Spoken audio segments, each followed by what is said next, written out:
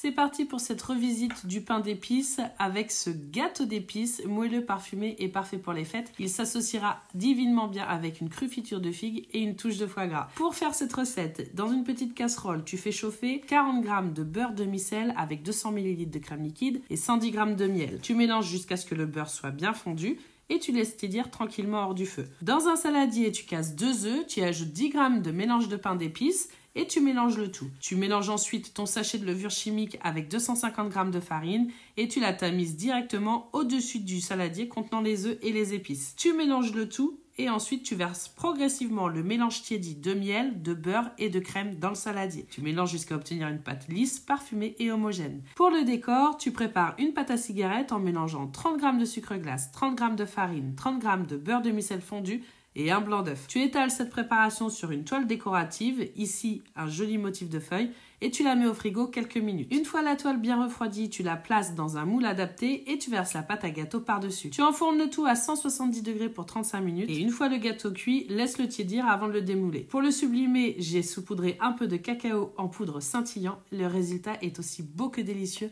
Le gâteau est ultra moelleux et il sent super bon les épices. Tu vas te régaler.